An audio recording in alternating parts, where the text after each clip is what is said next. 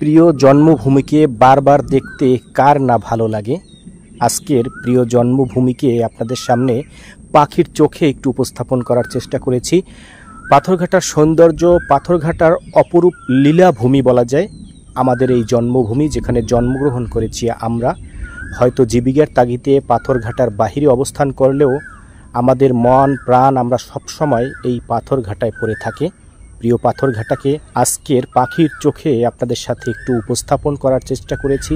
আশা করি এই জন্মভূমি সম্পর্কে আপনাদের ব্যক্তিগত মতামত অবশ্যই প্রকাশ করবেন, কারণ এই জন্মভূমি আমাদের সকলের কি অপরূপ সৌন্দর্যে ঘেরা আমাদের এই পাথরঘাটা।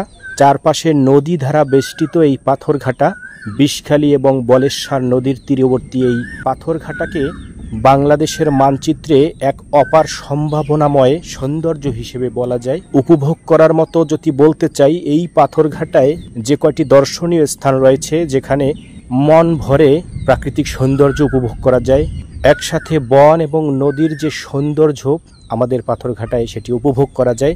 প্রিয় পাথরঘাটাকে কে কে ভালোবাসেন অবশ্যই ভিডিওটি একটু শেয়ারের মাধ্যমে সকলের কাছে আমাদের পাথরঘাটাকে পৌঁছে দেওয়ার জন্য অনুরোধ জানাচ্ছি। আমরা এখন থেকে প্রায়ই পাথরঘাটার বিভিন্ন স্থানের সৌন্দর্যকে আপনাদের সাথে একটু শেয়ারের মাধ্যমে তুলে ধরার চেষ্টা করব। হয়তোবা দূরে যারা থাকি আমরা, পাথরঘাটায় আমাদের জন্ম, কিন্তু আমরা জীবিকার তাগিদে ঢাকায় অথবা দেশের বাহিরে আমরা কর্ম করে খাচ্ছি, কিন্তু আমাদের মনটা এই জন্মভূমির টানে এই পাথরঘাটার ভালোবাসায় পড়ে থাকে।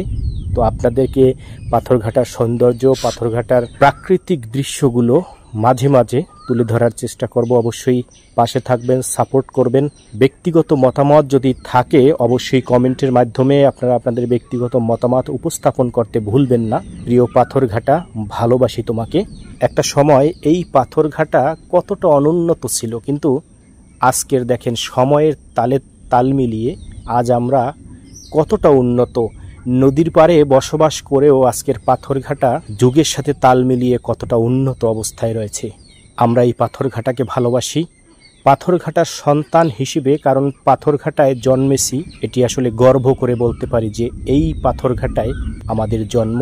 সৃষ্টিকর্তার কাছে প্রার্থনা থাকবে যাতে শেষ নিঃশ্বাসটুকু এই পাথরঘাটায় আমরা ত্যাগ করতে পারি, অর্থাৎ এখানেই যাতে আমরা মারা যাই এবং এই মাটিতেই যাতে আমাদেরকে কবরস্থ করা হয়। ভিডিওটি কেমন লাগছে অবশ্যই কমেন্ট করতে ভুলবেন না।